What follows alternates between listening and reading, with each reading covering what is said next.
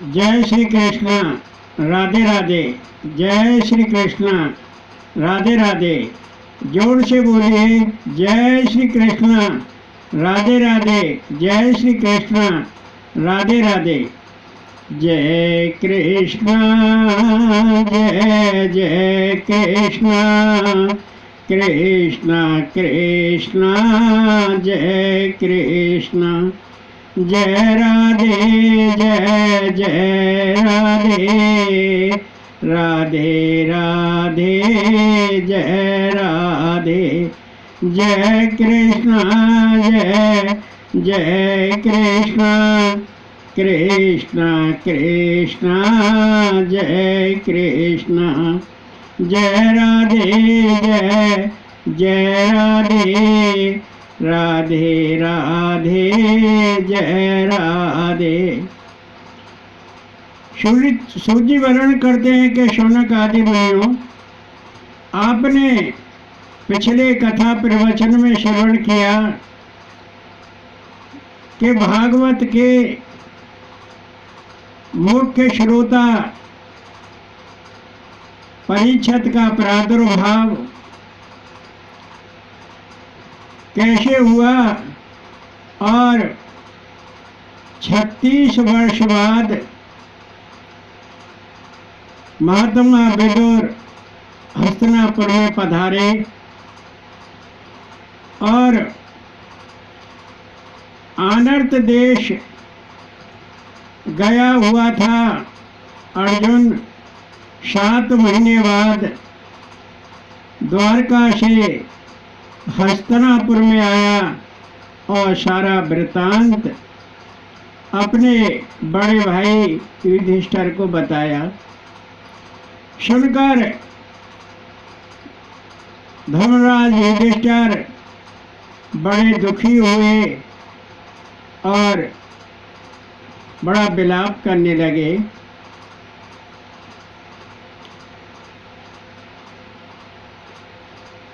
आज आपको एक दिव्य कथा का पारायण कराते हैं, ध्यान पूर्वक श्रवण कीजिए। अर्जुन से सारा वृत्तांत सुनकर धर्मराज युधिष्ठिर को बड़ी पीड़ा हुई। वह बड़े संतप्त हुए, दुखी हुए और विलाप करने लगे, पछाड़ खाकर गिर गए, मूर्छित हो गए। जब उन्होंने होश संभाला तो धर्मराज युधिष्ठिर ने अपने भाइयों को बुलाया और भाइयों से कहा कि अब भगवान श्री वासुदेव अपने परम धाम चले गए, मैं भी पर्वतारोहण का संकल्प करता हूँ। भगवान की लीला नट तुल्य है। भगवान श्री वासुदेव खेल बनाते हैं और खेल बिगाड़ देते हैं। भगवान जैसे ही अपने परम धाम को गए, वैसे ही कलयुग ने पैर पसार दिए। चारों तरफ हिंसा, अत्याचार, लूटपाट होने लगी, बलात्कार होने लगे। शिवजी वर्णन करते हैं कि शौनक आदि मुनियों, धर्मराज युधिष्ठिर ने अपने एकमात्र पौत्र परीक्षित को बुलाया और उसका राज्याभिषेक किया। सारा राज्यपाट परीक्षित को सौंप दिया और अनिरुद्ध नंदन वज्र नाम को मथुरा का राजा बनाया। धर्मराज युधिष्ठिर ने मथुरा के राज्य पर वज्र नाम का राज्याभिषेक किया। यह वज्र नाम बाणपुत्री उषा का पुत्र है, जो अनिरुद्ध को ब्याही थी। शिवजी वर्णन करते हैं कि शौनक आदि मुनियों, धर्मराज युधिष्ठिर ने प्राजापत्य यज्ञ करके तीनों अग्नियों को अपने में समाहित कर लिया। वह तीन अग्नि कौन हैं? दक्षिणा अग्नि, गार्हपत्य अग्नि, आह्वानीय अग्नि। और सब कुछ त्याग दिया, ठाट बाट त्याग दिए और दृश्य प्रपंच ब्रह्म स्वरूप सा दिखाई देने लगा। उन्होंने मौन धारण कर लिया, अन्न त्याग दिया, केश खोल दिए और पिशाच से दिखने लगे। हृदय कंठ में भगवान श्री वासुदेव को स्थापित कर लिया और बहरे के समान अभीष्ट यात्रा पर उत्तर दिशा की ओर चल दिए, हिमालय की ओर चल दिए। जब भाइयों ने देखा कि बड़े भाई धर्मराज युधिष्ठिर पर्वतारोहण की यात्रा पर जा रहे हैं, तो भीम, अर्जुन, नकुल, सहदेव भी उनके पीछे पीछे चल दिए। द्रौपदी ने देखा, द्रौपदी भी पीछे पीछे चल दी। एक धर्मराज युधिष्ठिर का कुत्ता था, वह भी पीछे पीछे चल दिया। और चलते चलते महागिर पर पहुँचे। मेरू गिर पर द्रौपदी नीचे गिरी। भीम ने पूछा कि बड़े भैया, ये द्रौपदी नीचे क्यों गिरी? युधिष्ठिर ने बताया कि ये अर्जुन से अधिक प्रेम करती थी। आगे बढ़े, सहदेव गिरा। भीम ने पूछा कि बड़े भैया, सहदेव क्यों गिरा? धर्मराज ने बताया कि ये अपने को अधिक बुद्धिमान मानता था। आगे बढ़े, नकुल गिरा और फिर भीम ने पूछा। युधिष्ठिर ने बताया कि यह अपने को अधिक रूपवान मानता था। आगे बढ़े, फिर अर्जुन गिरा। भीम ने पूछा। फिर धर्मराज युधिष्ठिर ने बताया कि यह अर्जुन अपने को सबसे अधिक शूरवीर मानता था। आगे बढ़े, तीन प्राणी रह गए, भीम, युधिष्ठिर और कुत्ता। भीम गिरा। भीम ने पूछा कि भैया, मैं क्यों गिरा? कि भीम, तुम सबसे अधिक भोजन करते थे और सबसे बलवान समझते थे। अब कुत्ता धर्मराज आगे बढ़े और आगे स्वर्ग की सीढ़ी दिखाई दी। देवराज इंद्र स्वर्ण रथ का लेकर आए और धर्मराज युधिष्ठिर से कहा कि धर्मराज युधिष्ठिर, इस रथ में बैठिए। युधिष्ठिर ने कहा कि मेरा कुत्ता भी संग चलेगा। देवराज ने कहा कि कुत्ता नहीं जाएगा। धर्मराज युधिष्ठिर ने कहा कि मेरा कुत्ता मेरे संग चलेगा, इसने मेरा साथ दिया है, मैं इसे नहीं छोड़ सकता। देवराज इंद्र ने कहा कि कुत्ता नहीं जाएगा और आप बैठिए रथ में, आप स्वर्ग चलिए, मैं आपको सशरीर स्वर्ग ले जाऊंगा। धर्मराज युधिष्ठिर ने कहा कि ऐसा स्वर्ग किस काम का जहाँ पर भक्त को छोड़ना पड़े। ये कुत्ता भी मेरे साथ चलेगा, मैं नहीं जाऊंगा। देवराज इंद्र ने कहा कि जब कुत्ता भोजन को मुंह लगा देता है तो उस भोजन को छोड़ देते हैं, खाते नहीं हैं। धर्मराज युधिष्ठिर, आप रथ में बैठिए, आपको सशरीर स्वर्ग ले चलूंगा।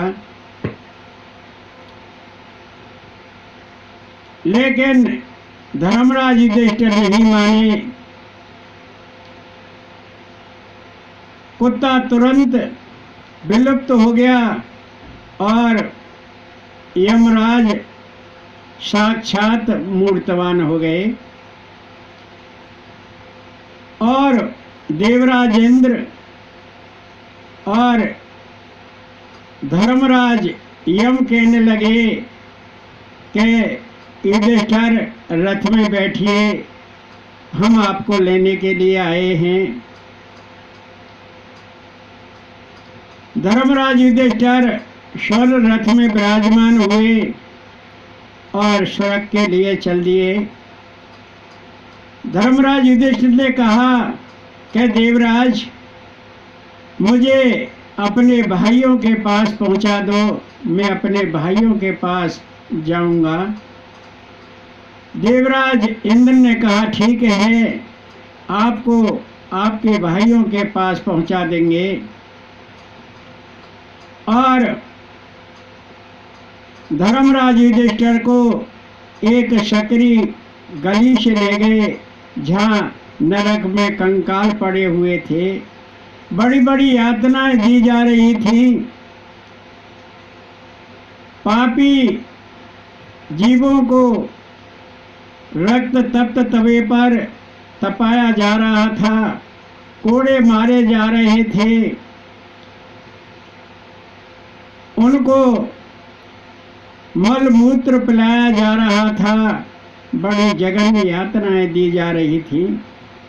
दृश्य बड़ा भयंकर था, सकरी गली थी। धर्मराज युधिष्ठिर का मन विकल हो गया, दुखी हो गया।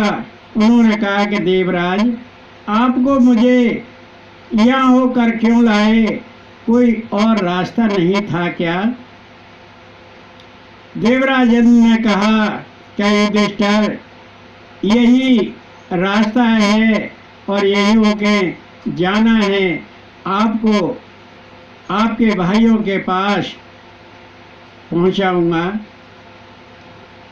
जब वो सकरी गली को अर्थात नरक के कंकालों को देखते हुए आगे निकले तो धर्मराज युधिष्ठिर ने पूछा कि देवराज, मुझे यहाँ होकर क्यों लाए? देवराज इंद्र ने कहा कि धर्मराज युधिष्ठिर, आपने जरा सा झूठ बोला था कि अश्वत्थामा मर गया। अश्वत्थामा एक हाथी का नाम था। द्रोण का पुत्र अश्वत्थामा जीवित था और उस जरा से झूठ के कारण आपको यह नरक देखना पड़ा है। सूजी वर्णन करते हैं कि शौनक आदि मुनियों, हमने तो इस संसार सागर में नित्य प्रति कितना झूठ बोलते हैं। सुबह से शाम तक शायद सत्य कभी निकल जाए तो हम सब का क्या हाल होगा। इसलिए हम सब भक्तगणों को कभी भी झूठ नहीं बोलना चाहिए, सत्य बोलना चाहिए। और धर्मराज युधिष्ठिर सशरीर स्वर्ग में पहुंच गए। कुंती ने देखा कि मेरे 5 पुत्र और मेरी पुत्रवधू भी चली गई। उसने कृष्ण रटते रटते अपने प्राण त्याग दिए। प्रवास क्षेत्र में काल गति के परम ज्ञाता महात्मा विदुर ने प्रवास क्षेत्र में अपने प्राण त्याग दिए। शुभ जी वर्णन करते हैं कि राजा के शौनक आदि मुनियों अब राजा परीक्षित हस्तिनापुर के राजा हो गए और सारा राज्य संभाल लिया। राजा परीक्षित का राज्य बड़ा समृद्धशाली था और राजा परीक्षित कृष्ण भक्त हैं। उनके राज्य काज में सभी जीव प्रसन्न चित्त रहते हैं। राजा परीक्षित प्रजा का सभी कल्याण करते रहते हैं। राजा परीक्षित का विवाह विराट नरेश उत्तर की पुत्री इरावती से हुआ और इरावती ने 4 पुत्रों को जन्म दिया। जन्मेजय, श्रुतसेन, भीमसेन और उग्रसेन। शिवजी वर्णन करते हैं कि शौनक आदि मुनियों राजा परीक्षित ने 3 अश्वमेध यज्ञ कृपाचार्य द्वारा कराए और कुरजांगल के राजा परीक्षित सार्वभौम राजा हैं, अर्थात चक्रवर्ती राजा हैं। ब्राह्मण को विपुल दान देते हैं।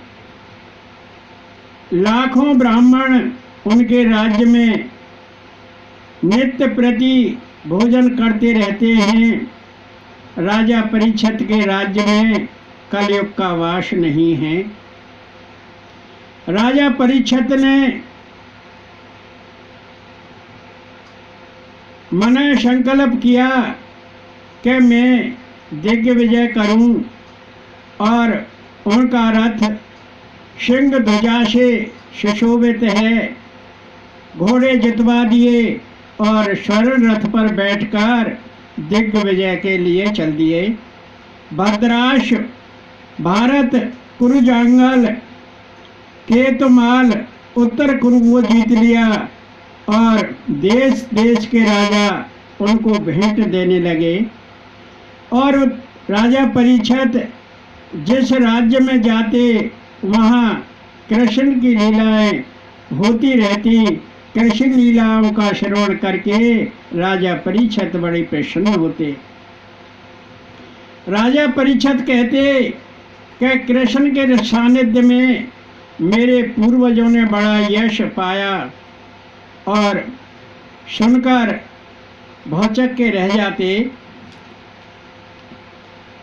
यह भी सुना कि अश्वत्थामा के ब्रह्मास्त्र से भगवान श्री कृष्ण ने उत्तरा के गर्भस्थ शिशु को बचाया था। स्वयं गर्भ में प्रविष्ट हो गए थे और वह गर्भस्थ शिशु मैं ही हूँ और मेरा नाम परीक्षित है। भगवान श्री कृष्ण वैष्णवंशी यादवों और पांडवों में अटूट प्रेम था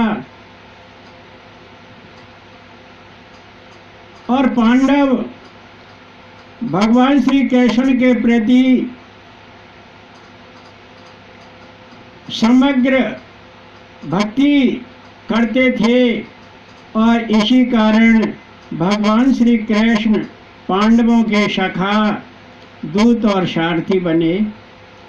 पांडवों के यज्ञ में भगवान श्री कृष्ण ने ब्राह्मणों के झूठे बर्तन धोए। भगवान श्री कृष्ण और पांडवों में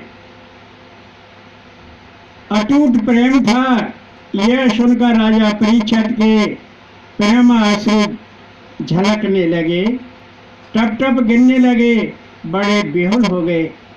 भगवान श्री कृष्ण की याद में राजा परीक्षित शुवक शुवक कर रोने लगे और उनके प्रेमाश्रु ढरकने लगे।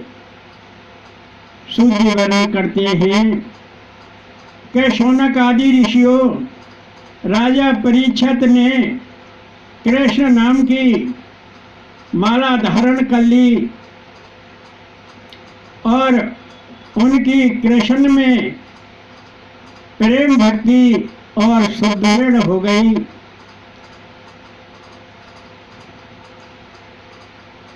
राजा परीक्षित भगवान श्री कृष्ण के प्रेम में इतने लीन हो गए कि दिन रात भगवान श्री कृष्ण का नामोच्चारण करते रहते। आइए हम सब भी भगवान श्री वासुदेव का नाम जपते हैं।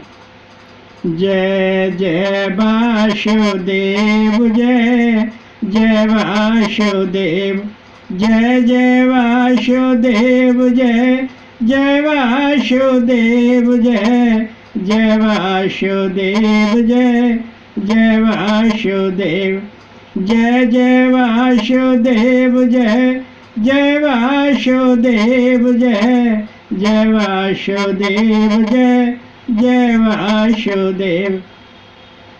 जय जय अभिराम श्याम श्याम, जय जय अभिराम श्याम श्याम, जय जय अभिराम श्याम श्याम, जय जय अभिराम श्याम श्याम। मुख अभिराम कर्ण अभिराम, मुख अभिराम कर्ण अभिराम, नासिक अभिराम अधर अभिराम, जय जय अभिराम श्याम श्याम, जय जय अभिराम श्याम श्याम। लोचन अभिराम बरौनी अभिराम, लोचन अभिराम बरौनी अभिराम, भाल अभिराम कपूर अभिराम, जय जय अभिराम श्याम श्याम, जय जय अभिराम श्याम श्याम। सूजी वर्णन करते हैं कि शौनक आदि ऋषियों राजा परीक्षित आगे बढ़े और सरस्वती नदी के तट पर पहुंचे और वहां एक विचित्र घटना देखते हैं कि बैल गऊ से कह रहा है कि तू क्यों दुखी है, तू क्यों चिंतित है, क्या मेरा एक पैर देखकर दुखी है क्या? मेरे 4 पाद थे, अब 1 पाद रह गया है, इसलिए दुखी है क्या? शुद्ध राजा शासन कर रहे हैं, इसलिए दुखी है क्या? ब्राह्मण धन बटोर कर शिक्षा आदि देते हैं, इसलिए दुखी है का? कलयुग में गुंडा लुच्चा हो गए हैं, इसलिए दुखी है क्या?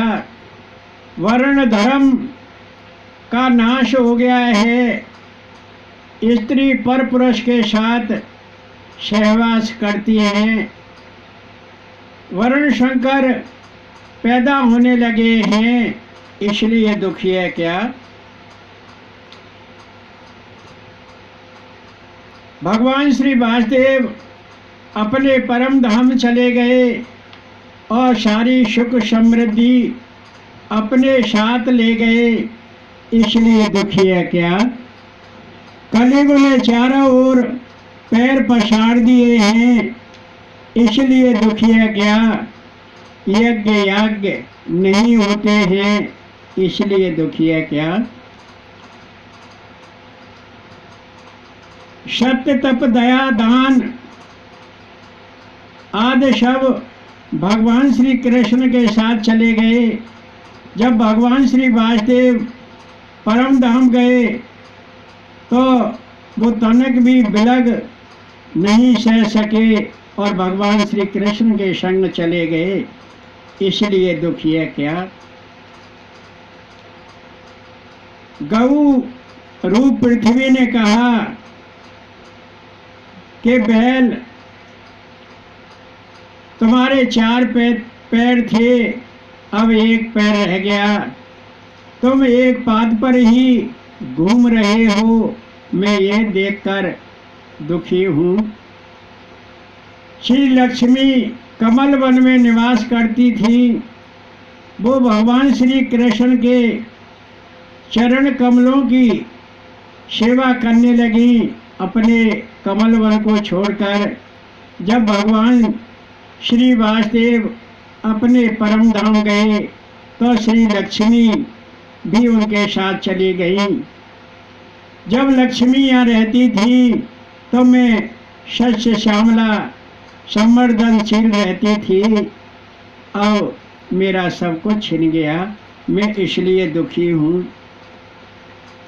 राजा परीक्षित आगे बढ़े, नजदीक पहुँचे। एक शूद्र राजा बैल और गऊ को मार रहा है।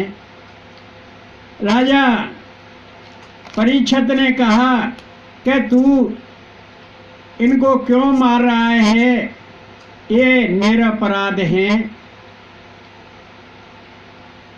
राजा परीक्षित ने अपना धनुष बाण ताना और शूद्र राजा को ललकार कर कहा कि मैं तुझे मारूंगा, तू इन निर्दोष बैल और गाय को मार रहा है, लात घूसाओं से मार रहा है, ये मल मूत्र निकाल रहे हैं, ये निर्दोष हैं।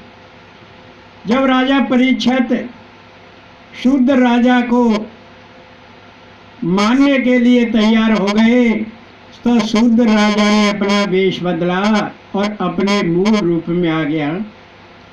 वह कलयुग था।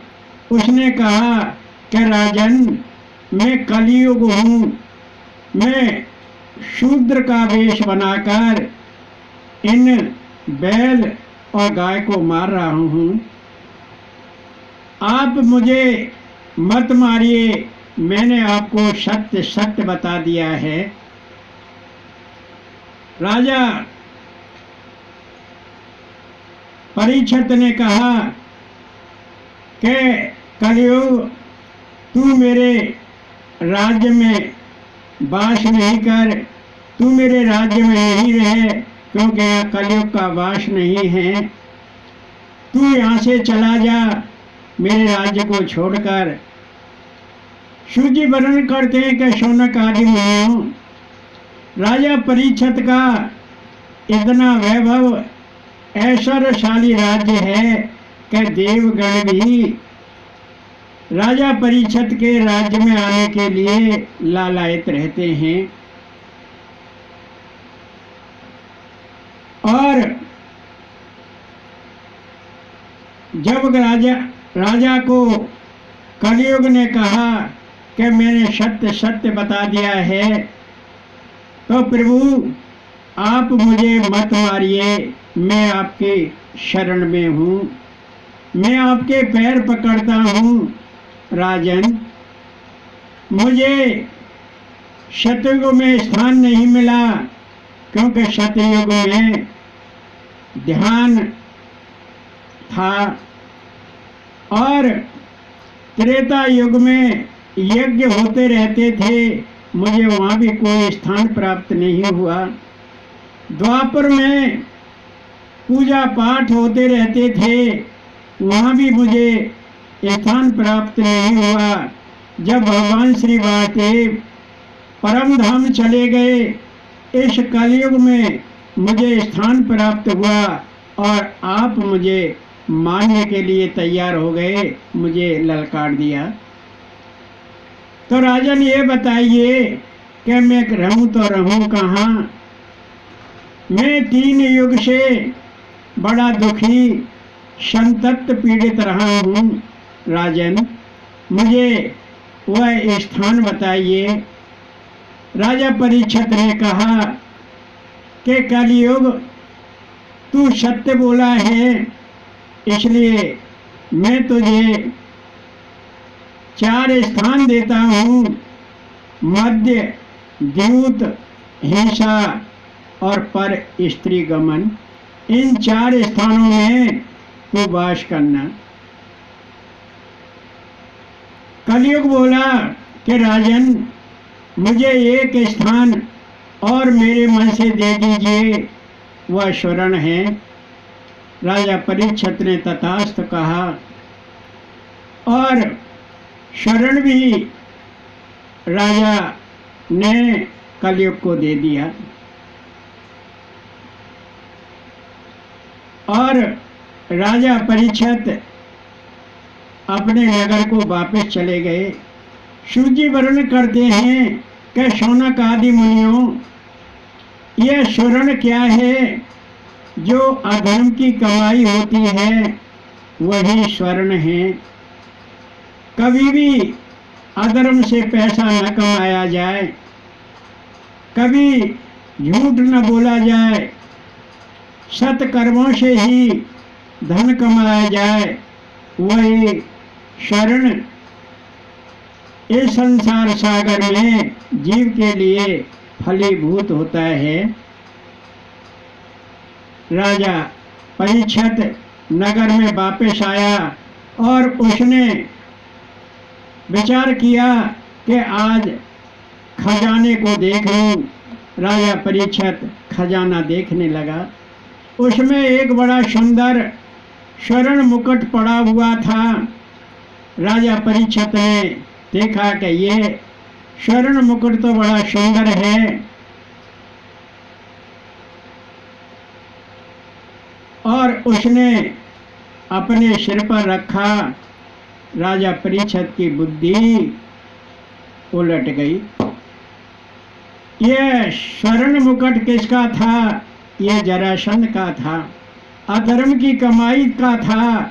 भीम ने जरासंध से छीनकर इसको खजाने में डाल दिया था, लेकिन राजा परीक्षित को ये नहीं पता था कि इस स्वर्ण मुकुट को पहनना नहीं है। राजा परीक्षित ने मन बनाया कि मैं शिकार खेलने चलूं। कहाँ राजा हिंसा करना जानता नहीं था, लेकिन स्वर्ण मुकुट अधर्म की कमाई का अपने सिर पर रखने से राजा की बुद्धि फिर गई और उसने हिंसा करने का मन बना दिया। राजा परीक्षित जंगल में गया और शिकार खेलने लगा, और शिकार खेलते खेलते सारा दिन गुजर गया। राजा परीक्षित को प्यास लगी और राजा परीक्षित पानी की तलाश में इधर उधर घूमा। एक आश्रम दिखाई दिया कि यहाँ जरूर पानी होगा। राजा परीक्षित उस आश्रम में गए। आवाज लगाई, किसी ने नहीं सुनी। एक मुनि समाधिस्थ होकर ध्यान मग्न बैठे हुए थे। राजा परीक्षित ने कहा कि ये मुनि बड़ा मूर्ख है, मेरी आवाज नहीं सुनना, समाधि में लीन है। राजा परीक्षित ने अपना अपमान महसूस किया और वापस चल दिया। रास्ते में एक मृत सर्प पड़ा हुआ था। राजा परीक्षित ने धनुष से उस सर्प को उठाया और उस समाधि में लीन मुनि के गले में डाल दिया। वह शमीक ऋषि थे। वहीं उनका पुत्र श्रृंगी खेल रहा था। उसने देखा कि मेरे पिता के गले में इस राजा ने मरा हुआ सर्प डाल दिया है। उसने जल लिया और जल से राजा परीक्षित को शाप दे दिया कि आज से 7वें दिन तुझे तक्षक नामक सर्प डस लेगा और तेरी मृत्यु हो जाएगी। और वो रोता हुआ अपने पिताजी के पास आया और जोर जोर से रोने लगा।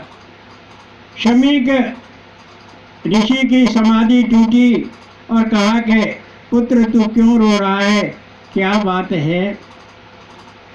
श्रृंगी पुत्र ने कहा कि पिताजी आप देखिए, आपके गले में मरा हुआ सांप पड़ा हुआ है। एक राजा डाल गया, मैंने उसको शाप दे दिया कि आज से 7वें दिन तुझे तक्षक नामक सर्प डस लेगा और तेरी मृत्यु हो जाएगी। शमीक ऋषि ने कहा कि पुत्र ये तेने अच्छा नहीं किया, तेने जरा से दोष के लिए, अपराध के लिए इतना बड़ा घातक शाप दिया है। राजा देवत्व को प्राप्त होता है, राजा नहीं रहेगा तो प्रजा का पालन पोषण कैसे होगा? चारों तरफ हिंसा लूटपाट होने लगेगी और बलात्कार होने लगेंगे, उपद्रव होने लगेंगे। राजा के साथ में बेटा तूने अच्छा नहीं किया, अपने पुत्र को डांटा और तुरंत अपने गौमुख नाम के पुत्र को बुलाया, शिष्य को बुलाया और कहा कि तू शीघ्र जा राजा के नगर में और राजा को जाके बता दे कि राजन तुम्हें शराप लग गया है और अपना उपाय कर लो। राजा परीक्षित जैसे ही नगर में पहुंचा, उसने सिर से मुकुट उतारा तो राजा को सद्बुद्धि प्राप्त हो गई। राजा ने कहा कि मैं उस मुनि के गले में मरा हुआ सांप डाल आया हूँ और वह मुझे शाप दे देगा। इतने में ही गोमुख नाम का शमीक ऋषि का शिष्य राजा के पास पहुंचा और राजा से कहा कि राजन आपको ब्रह्म शाप लगा हुआ है, आप कुछ उपाय कर लो। राजा ने कहा कि ठीक है। राजा ने अपना राजपाट त्याग दिया, अपने बड़े पुत्र जन्मेजय को बुलाया और उसका राज्य अभिषेक किया। राजा ने अपने राज्य से ठाट बाट त्याग दिए और राजा ने सबको छोड़कर और अनशन व्रत धारण कर लिया। राजा परीक्षित अनशन व्रत धारण करके शुकताल में गंगा के पुलन पर पहुँचे और गंगा की रेती में बैठ गए और अनशन व्रत धारण कर लिया। जय श्री कृष्ण, राधे राधे। जय श्री कृष्ण, राधे राधे। हमारे मन भाएगे राधा श्याम, हमारे मन भाएगे राधा श्याम, हमारे मन भाएगे, हमारे मन भाएगे, हमारे मन भाएगे राधा श्याम। चलो रे सखी चले वृंदावन धाम, चलो रे सखी चले वृंदावन धाम, दर्शन करे आए राधा श्याम, हमारे मन भाएगे राधा श्याम। मधुवन देखे भंडीरवन देखे, मधुवन देखे भंडीरवन देखे, और देखे नंद को गाँव, हमारे मन भाएगे राधा श्याम, हमारे मन भाए गए राधा श्याम। जय श्री कृष्ण, राधे राधे। जय श्री कृष्ण, राधे राधे।